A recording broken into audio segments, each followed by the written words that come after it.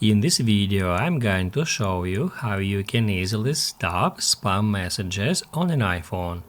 Be sure to watch the video to the very end so you don't make any mistakes. Let's get started, and first off, head over to Settings. Let me show you from the beginning. So I'm gonna open up Settings, and now we are looking for Messages. Once you are at Messages settings, scroll down, and that's where we can easily find unknown and spam. If we get into it, we'll be able to turn on the option which is called Filter Unknown Senders. It allows us to sort messages from people who are not in our contacts into a separate list. So guys, I recommend you to turn this feature on. And what that will do, I'm gonna show you in a couple of seconds.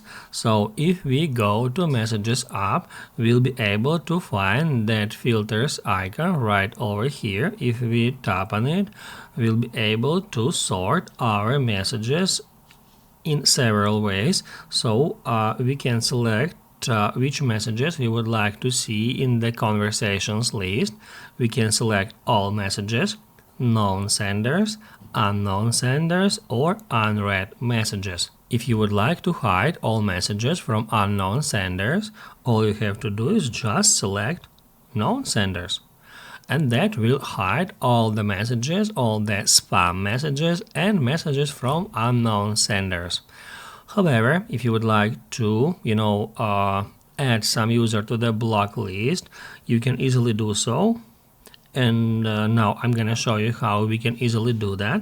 So first off, we need to search for a conversation with that user. Then tap right here at the very top at their profile picture.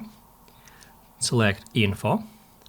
And then scroll down to the very bottom where you can easily find that option.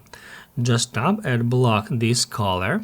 It says that you will not receive phone calls, messages, or FaceTime from people on the block list. To add user to the block list, tap right here. And as long as the user is blocked, they won't be able to call you or send you text messages. If this video helped you out, don't forget to hit the like button.